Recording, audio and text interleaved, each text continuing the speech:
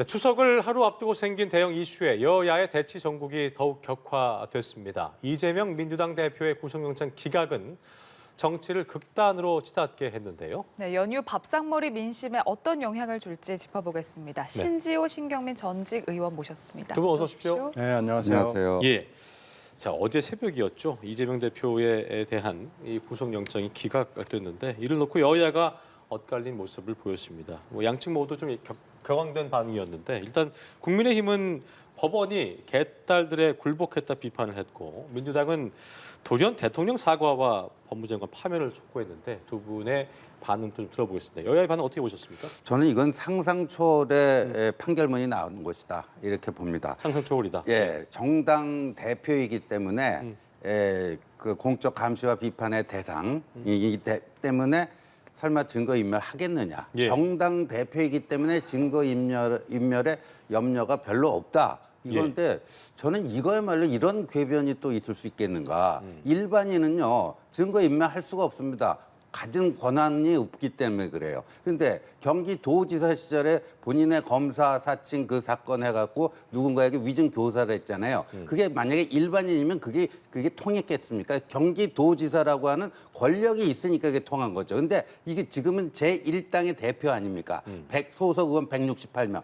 경기도지사보다 훨씬 더 큰 파워를 가지고 있고 실제 최근에 보면 이화영 피고인 쪽에 가서 그렇게 한 거 아닙니까? 그런데 오히려 정당 대표이니까 증거인멸의 수단과 방편과 그걸 행사할 수 있는 권력이 훨씬 강하니까 오히려 증거인멸의 가능성이 높다고 해야 되는데 이 판단은 완전히 거꾸로 해석했어요. 저는 이런 궤변은 처음 보고 제가 아주 여러 명의 변호사들에게 물어봤는데 이 영장실질심사 판결문에 이런 식으로 논리가 나온 건 처음 다 본다는 거예요. 예. 그리고요.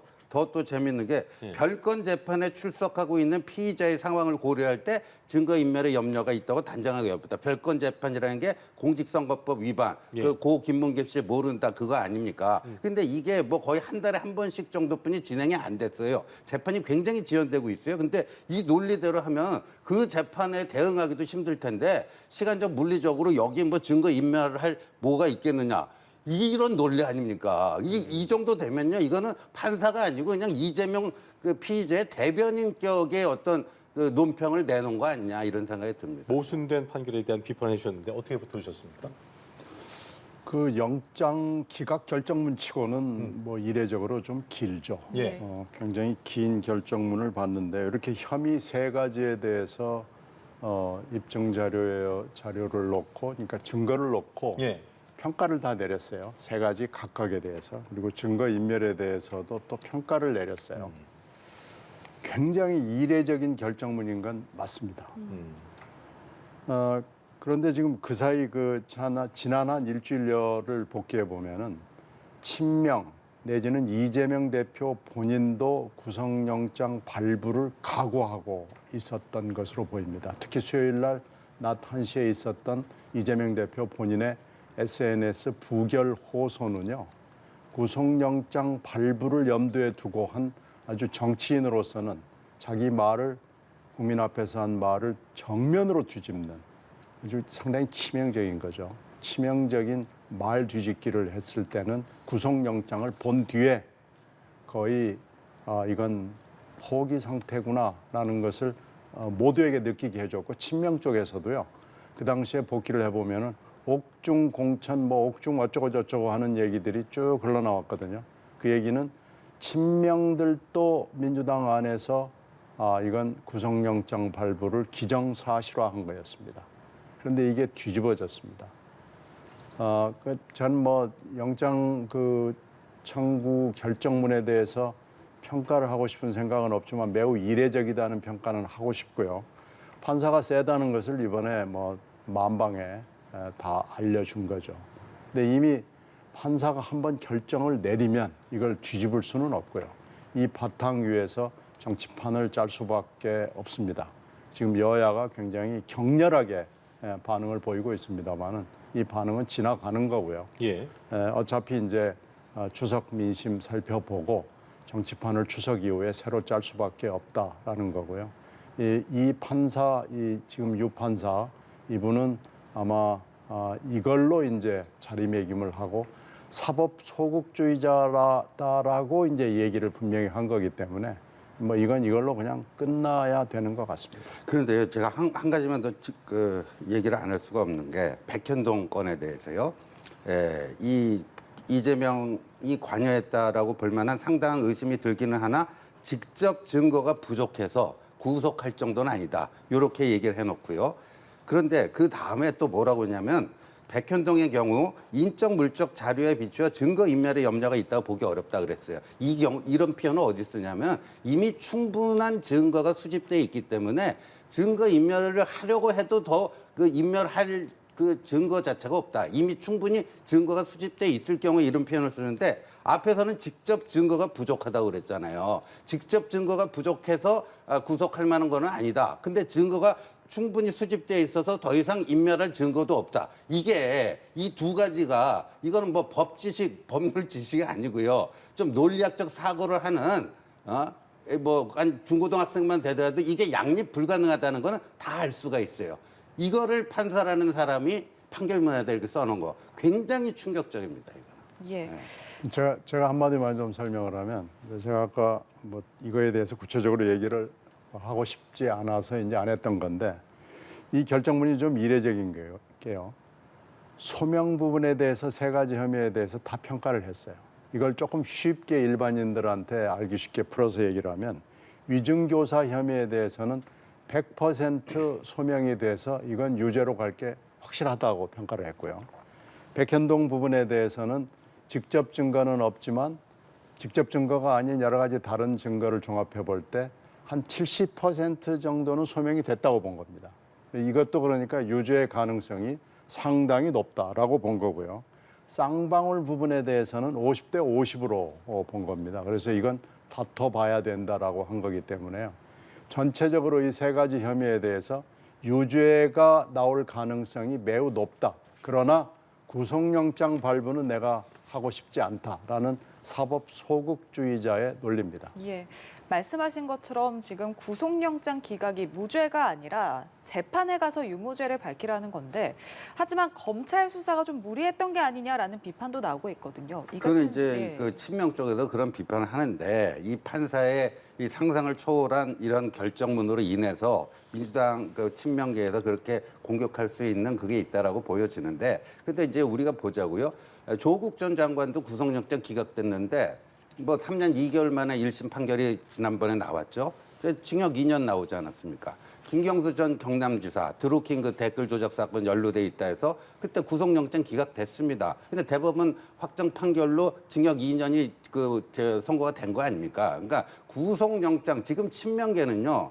이거 이것도 문제인데 구속영장 기각 이런 그 판사의 황당무계한 판결에 인해서 그걸 받은 거를 마치 무죄 판결 받은 것인 양 행동하는 것은 대단한 문제가 있다 이렇게 봅니다. 예. 검찰 수사가 무리했던 게 아니냐라는 비판에 대해서 어떤 시각이실지요? 그 직접 증거를 수집하는 것이 매우 어려웠을 것은 분명해요. 왜 그러냐면은 성남시장 그리고 경기도지사 때 일이기 때문에 이게 이제 기관장으로서 결정을 한 것을 정면으로 아니다라고 하는 직접 증거를 내놓기는 아마 밑에 그 관련자들 입장에서는 굉장히 어렵고 그러다 보니까 검찰 수사가 매우 힘들죠. 근데 하여튼 검찰 수사가 이 정도 했는데도 직접 증거가 하나도 나오지 않았다는 것은 검찰 수사에 문제가 있는 것도 또 분명해 보입니다. 그런데 지금 금방 신 의원 얘기했던 대로 구속영장이 기각되고 최종심의 대법원에서 유죄가 되거나 법정 구속이 되거나 하는 경우는 수도 없이 많습니다. 뭐 정치인들도 굉장히 많고요.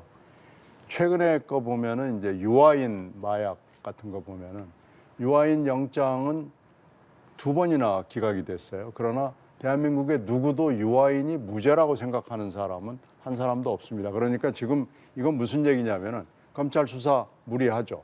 굉장히 대형 수사를 했는데 직접 증거는 좀 제한적이죠.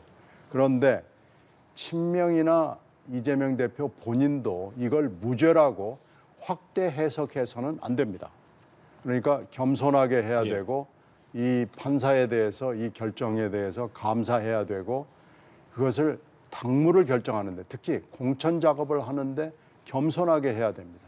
본인이 무죄가 아니라는 것을 인식을 하고 여러 가지 당무를 포함해서 정치적 행동 결정을 하는 데 있어서 그 태도가 반영이 돼야죠. 만약에 반대로 나 무죄야라고 막 한다 그러면은 여기에도 또 무리수가 저는 따를 수밖에 없다고 봅니다. 예, 그렇다면 다음은 이제 검찰이 추석 이후에 보강 수사를 어떤 방식으로 이어갈 것인가도 관심이 되고 있는 부분인데 당장은 이제 보강 수사 이후에 영장 재청구를 계획하고는 있습니다만 일각의 뭐 여론도 그렇고요. 결국에는 불구속 기소를 선택할 수밖에 없을 것이라는 예상이 나오고 있거든요. 어떻게 좀 예상하십니까? 그런데 이게 지금 세 가지 사건을 병합해갖고 구속영장을 친 거 아닙니까? 그런데 예. 이거는요 일반인 같으면요 세 건 다 껌껌이 칩니다. 그래서 야당 대표에 대한 엄청난 예우를 해준 거예요. 재판도 다 따로따로 받아야 되고요. 변호사 다 따로따로 다 그 선임해야 되고 굉장한 그 시간적 물리적 그 부담이 드는데 그거를 좀 간소화해 준 겁니다. 그런데 이렇게 이제 그 법원의 황당한 판결로 인해서 이제 구속을 면하게 됐는데 그래서 검찰로서는요 그 병합한 거를 그대로 병합한 상태로 그 불구속 기소를 할 필요는 없습니다. 예를 들어서 어제 이 유창훈 판사도 그 검사 사칭 위증교사 이거 혐의가 소명되고 증거도 이미 충분히 수집돼 있다 이거 아닙니까? 이것만 먼저 해가지고 불구속 기소를 할 수가 있습니다. 그리고 나머지 것들은 좀 보강 수사를 해서 영장을 재청구할지 말지를 결정할 수도 있다 이렇게 봅니다. 어떻게 좀 예상하십니까? 이후에? 물론 보강하죠. 지금 숙제를 판사가 준 거 아니에요. 이건 좀 이상하지 않냐라고 했으니까 물론 보강해서 불구속 기소를 저는 할 수밖에 없는 것 같아요. 그리고 재청구는 왜 좀 어려우냐면은 지금 예산국회가 결국은 12월 말까지 갈 가능성이 높기 때문에 지금 회기가 계속되는 거 아니에요? 그렇죠. 그러면 재청구를 하려면 다시 또 처음부터 이 절차를 다 거쳐야 되는데 이번에는 아마 영장을 해서 체포동의안이 오게 되면은 가결이 된다는 보장이 전혀 없습니다. 그 예상도 그렇게 썩 박지 않습니다. 그렇게 따지면 검찰로서는 재청구를 하는 무리수를 두기는 지금 굉장히 어렵고 수사 보완에 집중을 할 수밖에 없는 상황이고요. 또 하나 지금 검찰이 결정해야 될 것은 이재명 대표가 안고 있는 다른 혐의들. 그러니까 예를 들면 뭐 정자동이랄지 쪼개기 후원이랄지 법카랄지 뭐 이런 것들이 지금 한 6, 7건이 있거든요. 그 이미 또 수사를 하고 있는 것도 있고 또 새로 추가되는 것도 또 있고 그래서 굉장히 많은데 이것을 그럼 어떻게 할 것이냐를 검찰이 지금 결정을 해야 될까요? 그런데 지금 이번에 영장 기각으로 수사의 동력이 지금 뚝 떨어져 버린 거죠. 아마 지금 검찰이 굉장히 고민이냐 고뇌가 깊을 겁니다. 예. 자, 여야 대치 국면이 절정을 향하고 있는 상황에서 이제 서울 강서구청장 보궐선거가 이제 보름도 남지 않았습니다. 오늘부터 공식 선거운동 기간이 시작이 되면서 여야가 나란히 출정식을 가졌는데요. 아무래도 총선 전 마지막 공직선거이기 때문에 총선 전초전이다, 뭐 총선 바로미터다 이렇게 볼 수 있어서 여야가 모두 이제 총력전을 걸지 않을까 싶습니다. 어떻게 네, 예상하시는지요? 지금 뭐 그렇게 될 것 같은데요. 근데 이 결과가 총선의 바로미터가 될 거다. 뭐 그런 해석도 가능하지만 여기서 뭐 이른바 여기서 이긴 사람들이 승자의 저주에 빠질 것이다. 이런 분석도 또 있거든요. 승자의 예. 저주. 예, 승자의 저주에 빠질 것이다. 그래서 양면이 다 있다. 정치라는 거는 어떤 한쪽으로만 확실하게 가는 그건 굉장히 예외적인 거고 이게 이제 이렇게 손바닥 뒤집듯이 이쪽 긍정과 부정을 오가는 그런 게 있는데 저는 이제 저기가 원래 강서구가 민주당 그 우세 지역입니다. 민주당 우세 지역인데 작년 이제 지방선거에서 김태우 후보가 모처럼 만에 이제 국민의힘 후보로 강서구청장에 이제 당선이 된 그런 케이스인데 그래서 이기면은 뭐 국민의힘으로서는 엄청나게 이 지금 이재명 구속영장 기각의 이 충격을 벗어날 수 있는 정치적으로 그럼 또 모멘텀이 될 거고요. 그런데 패배하더라도 격차가 상당히 근소한 차이에서 하게 되면은 뭐 젖잘싸라고 보통 하잖아요. 졌지만 잘 싸운 뭐 그런 게 될 수도 있고. 근데 뭐 격차가 크게 질 경우에는 조금 데미지가 클 거고. 뭐 그렇게 크게 보면 세 가지 시나리오를 볼 수 있지 않을까 싶습니다. 예, 총선 바로미터가 될 수도 있지만 승자의 저주에 빠질 수도 있다. 예단하기 어렵다라는 말씀이셨거든요. 아니 뭐 중요한 재보궐선거인 것은 맞아요. 근데 원래 재보궐선거가 투표율이 20% 내외밖에 되지 않습니다. 30%대에 육박하면 굉장히 높은 거죠. 근데 지금 뭐 아무리 전국적 그 주목을 받는다고 해도 재보궐선거 투표율이 얼마나 높을까 하는 건 회의적이고요. 재보궐선거가 그 투표율이 낮다 그러면은 지역의 특성상 민주당에 유리합니다. 그리고 또 하나는 이제 김태우 후보 본인에 대한 건데 이건 거의 뭐 용산 대통령 내지는 윤석열 대통령이 직접 공천한 거나 지금 마찬가지잖아요. 그래서 지금 김태우 구청장 후보를 공천했다는 리스크가 있는 거죠. 그래서 그것 때문에 이 선거는 뭐 더 중요해진 거죠. 그래서 하여튼 흥미롭게 보는데 여러 가지 지표상으로 봐서는 민주당이 유리한 게 거의 확실합니다. 따라서 굉장히 치열한 선거가 될 것이고 그 예. 결과가 전국적 주목을 받을 수밖에 없게 됐습니다. 이번 보궐선거의 어떤 프레임을 좀 보면 김태우 진교훈 후보의 대결인데 여야 어떤 검경 출신이란 배경도 주목이 좀 되는 것 같고 또 윤석열 대통령과 이재명 대표의 어떤 대리전 양상이 될 거다 이런 전망도 나오고 있거든요. 두 분께서 지켜보시는 이번 대결의 어떤 관전 포인트랄까요? 어떤 부분에 좀 주목하십니까? 근데 구청장이라고 하는 직분이 물론 이제 정당 후보로 나와서 여야 대결이 이루어지지만 실제 하는 그 업무를 보면은 그렇게 뭐 정치적인 업무는 거의 없습니다. 지역 발전 또 지역 그 주민들의 뭐 안정과 복지 뭐 이런 행정이죠. 것들이거든요. 그런데 지금 강서구의 경우에는요. 이 강남에 위치해 있잖아요. 강남에 위치해 있는데 강남구 서초구 송파구 이런 데에 비해서 상대적으로 낙후돼 있다라고 하는 그러니까 지역민들은요. 정치적인 그런 거보다도 그걸 더 따지거든요. 우리는 그 강남 벨트인데 저쪽에 비해서 좀 상대적으로 낙후돼 있는가. 상대적 박탈감. 그래서 지금 이제 얘기가 나오는 게 그 인근 지역 구가 또 양천구 아닙니까? 양천구는 또 목동이라고 하는 뭐 강남 수준의 이게 있으니까 강서구를 어떻게 하면 목동 수준으로 만들 수 있을 것인지 또 강서구 내에서도 화곡동과 마곡동이 있는데 이제 마곡동은 뭐 새로 개발하다 보니까 상당히 좀 괜찮은데 화곡동은 전통적으로 오래된 지역이다 보니까 상대적으로 낙후돼 있다. 그러면 화곡동을 어떻게 해서 마곡동 수준으로 올릴 것인가? 사실은 그런 게임이 돼야 되는데 지금 이제 뭐 언론의 시간은 아무래도 그런 정치적인 프레임을 가지고 네. 뭐 하지 않겠는가? 그래서 이 부분을 각 당이 어떻게 그 유권자들에게 잘 갖고 가는가에 따라서 저는 승패가 상당히 그 영향을 받을 수 있지 않을까 보입니다. 주민 편의를 위한 그 부분을 얘기해 주셨는데 일단 정치적 프레임이 생겼으니까 뭐 정권 심판론 대 야권 뭐 야당에 대한 심판론이다 이런 얘기가 나오는데 이번 결과가 어떤 총선까지 영향을 좀 줄까요? 어떻게 좀 보십니까? 뭐 좀 아무래도 주겠죠. 특히 서울 지역에서도 서남권 지역에 영향을 주죠. 근데 이렇게 전국적으로 만들어 놓은 건 사실은 윤 대통령 책임입니다. 윤 대통령이 갑자기 김태우 전 구청장을 사면 복권을 하면서 이렇게 지금 만들어 놓은 거예요. 그 지역 이슈들은 뭐 화곡, 마곡 이외에도 굉장히 많죠. 김포공항을 둘러싼 여러 가지 뭐 고도 제한이랄지 발전 저해 요소를 어떻게 드러내느냐 하는 문제 등등 뭐 굉장히 많은데 지금 로컬 이슈보다는 이 전국적 이슈가 커진 건 일단 윤 대통령의 사면 복권에다가 그 다음에 이제 이 영장 기각 문제가 있어서 야당 입장에서는 영장 기각을 가지고 또 여러 가지 정권적 차원의 얘기를 하지 않을 수가 없는 상황이 됐어요. 그래서 로컬 이슈를 아무리 강조를 해도 결국은 이 지금 현재 전국을 주도하는 여러 가지 이슈가 강서구에 드리워져 있는 건 사실이에요. 그래서 굉장히 중요합니다. 투표율이 얼마가 되건 뭐가 어찌 됐든지 간에 이 로컬 이슈를 가지고 그 결과를 가지고 양당이 또 뭐 홍보를 하고 프로모션을 할 가능성이 높아서 강서구청장 선거는 그렇게 간단치 않습니다. 예. 이렇게 보궐선거 나아가서 총선을 앞두고 있는 상황인데 지금 체포동의안 가결로 민주당 내부에서는 지금 갈등이 아직 남아있는 네. 상황이지 않습니까?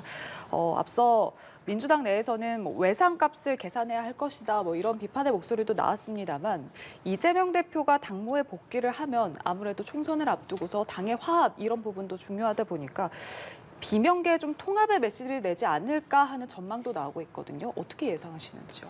이재명 대표는 사실상 당무에 복귀했습니다. 지금 병상에 있습니다마는 뭐 지금 당무를 다시 복귀해서 보고 있다는 전언들이 흘러나오고 있고요. 예.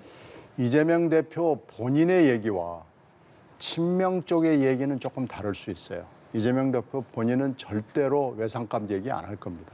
그리고 뭐 색출이랄지 이런 단어를 입에 올리지 않을 거예요.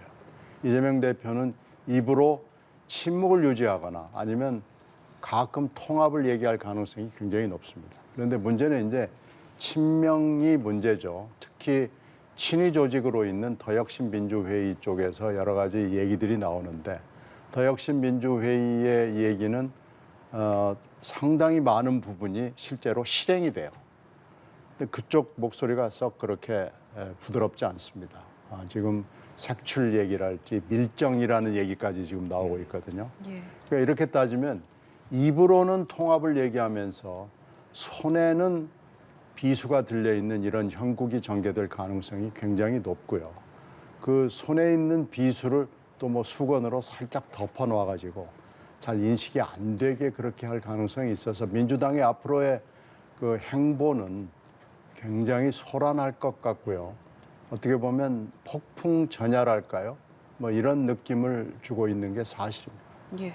민주당 당내 상황 어떻게 바라보고 계신지요? 뭐 저희가 뭐 자세한 상황은 알 수가 없지만 그 이제 아마도 그 이재명 대표가 이제까지 해온 정치 스타일로 봐서는 그 열혈 지지자들 있지 않습니까?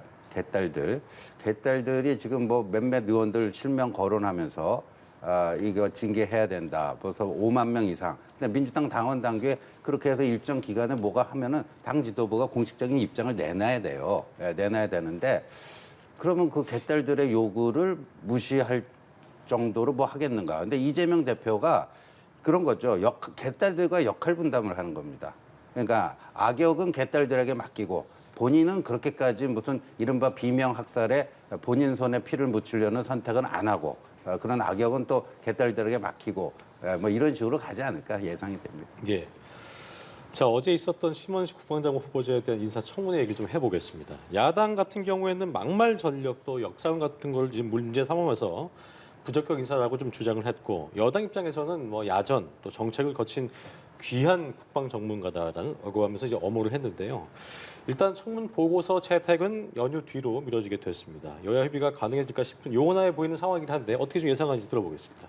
예, 지금 어제 신원식 그 후보자 끝났죠. 끝났는데 지금 뭐 민주당 쪽에서는 뭐 그 부적격이다 그러면 부적격이면 부적격인 대로 그 청문 보고서를 채택하면 되는데 아마도 채택을 안 하지 않을까 이렇게 보여지고요. 또 이제 추석 연휴가 끝나면 10월 6일에 이균영 대법원장 후보자 인준 동의안 표결이 이제 본회의에서 하기로 하지 않았습니까? 그렇습니다. 그거하고 좀 이 문제도 연동돼서 전체적으로 이균영 후보자 그것도 이제 부결을 시키지 않을까. 그럼 대법원장 공백 사태가 길어지는 건데 이거는 요번 이제 영장실질심사에서 나타난 것처럼요. 이게 김명수 체제에서 윤석열 대통령이 임명한 대법원장 체제로 그 이행하는 것을 계속 지연시키는 전략이거든요, 일종의. 예, 그러니까 이 신원식 장관 후보자 이것도 그거의 어떤 그 흐름의 하나의 도구로 민주당이 사용하지 않을까 보여집니다. 예, 여야의 대치가 사실 국민들이 볼 때는 뭐 이렇게 딱 바람직하게 보이지 않을 텐데 이 부분은 어떻게 좀 해결돼야 된다고 보십니까? 근데 여야 대치 전에 이번에 그 세 분 이제 추천을 했잖아요, 장관 예. 후보자로. 이 세 분에 대해서는 국민들도 별로 납득하지 못할 것 같아요. 그렇습니까?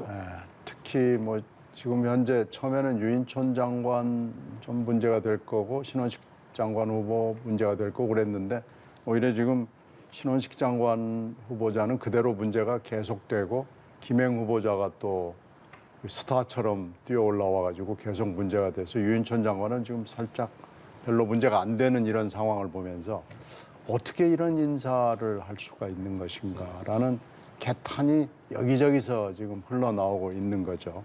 뭐 신원식 인사청문회는 어저께 열린 건 뭐 예상했던 대로예요. 문제가 됐던 여러 가지 막말, 뭐 극우적 발언, 친일 발언, 뭐 이런 거에 대해서 뭐 다 사과했고, 뭐 5.16 12.12도 뭐 또 적당히 넘어갔고, 홍범도 흉상 이전은 지금 계속해서 본인의 입장을 두둔하고 있고, 그래서 뭐 이건 인사청문 보고서를 채택할 수 없는 수준으로 갔고요. 이것과 상관없이 뭐 그냥 그 절차가 진행이 되겠죠. 뭐 별로 뭐 여기에 대해서는 야당도 관심이 없고요. 금방 신 의원 말씀대로 10월 6일에 있을 예. 이균용 대법원장 후보자의 그 동의안이 어떻게 될 것인가가 관심거리인데요. 예. 민주당 안의 기류는 그렇게 썩 좋지는 않습니다. 10월 6일 날 이미 일정이 합의가 된 거기 때문에 이걸 물을 수는 없을 텐데요. 그런데 이제 지금 이재명 대표에 대한 영장이 기각이 됐기 때문에 이거하고 좀 영향을 주지 않을까라는 관측이 있어요. 근데 영장은 영장이고 대법원장 후보자 동의안은 동의안이고 저는 이게 별개의 투 트랙으로 가지 않나 싶은 생각이 있고요. 그렇게 될 경우에 이게 어떻게 될지 대법원장 동의안이 어떻게 될지 저는 지금 현재로서는 예측하기 매우 힘들고 오히려 부정적인 기류가 훨씬 더 높다고 생각합니다. 예, 이균용 대법원장 후보자 임명 동의안 이야기까지 좀 짚어주셨는데 앞서 지금 민주당에서 부적격 기류가 좀 강한 상황이어서 뭐 신원식 국방부 장관 후보자뿐만 아니라 다음 달 5일에 열리는 유인촌 김행 장관 후보자 청문회도 역시나 좀 청문 보고서 없는 대통령의 장관 임명 강행이 이어지지 않을까 또 청문회 무용론을 주장하는 목소리가 나오고 있습니다. 이 같은 시각에 대해서 어떻게 보시나요? 그러니까 여야 협치가 지금 실종된 상황에서 과거 같으면은 약간의 뭐 요 정도는 뭐 살리고 어느 정도는 또 야당의 요구를 받아가지고 교체를 한다든가 뭐 이런 것들이 왕왕 있었습니다. 근데 지금은 그런 거를 기대하기 좀 힘든 상황이 돼버렸다. 극한 대치 상황이 돼 있고 또 이재명 구속영장 기각에 대해서 또 민주당 일각에서는 한동훈 장관의 책임을 거론하면서 한동훈 탄핵시키자. 도대체 이재명 구속영장 기각된 게 왜 한동훈 탄핵 사유가 되는지 저는 그런 논리적인 그 근거를 전혀 뭐 알 수가 없는데 이런 그 판국이다 보니까 오히려 이 장관 임명하는 거는요 그 어떻게 보면 하위 변수가 돼버렸어요. 하위 변수가 돼갖고 그런 그 극한 대결에 그걸로 그 하위 변수가 돼 있기 때문에 이게 뭐 전국을 풀어가는 데 있어서 주요한 변수가 되기는 좀 어렵지 않을까 이렇게 보여집니다. 협치가 실종하고 극한 대치가 이어지면서 뭐 청문회 무용론도 나오고 있고 또 장관 임명까지도 좀 영향을 받고 있다라고 말씀해 주셨거든요. 글쎄 거의 뭐 비슷한 생각입니다. 지금 당내 상황도 뭐 양당이 다 심상치가 않고요. 여러 가지로 봐서 바깥 상황도 심상치가 않고 청문회도 그렇고요. 청문회는 지금 이거 제도를 뜯어 고쳐야 된다는 얘기가 여러 번 나왔는데 이번에도 아마 다시 되풀이될 것 같고요. 이게 미국식 제도를 도입은 했는데 미국식 제도를 전면적으로 도입한 건 아니에요. 미국에서는 상원 의원 한 명만 인사청문회에서 반대하면 임명하지 못합니다. 지금 그런 상황을 만약에 우리 상황에 접근해 보면 아마 아무것도 못하는 상황이 될 수도 있다고는 하지만 너무나 청문회가 아무것도 아닌 그냥 통과 절차, 의뢰 절차가 돼 있어서 뭔가 좀 손을 봐야 될 필요는 분명히 있어 보입니다. 예, 알겠습니다. 정치권 이슈들 두 분과 이야기 나눠봤습니다. 신지호, 신경민 전 의원과 함께했습니다. 두 분 고맙습니다. 고맙습니다.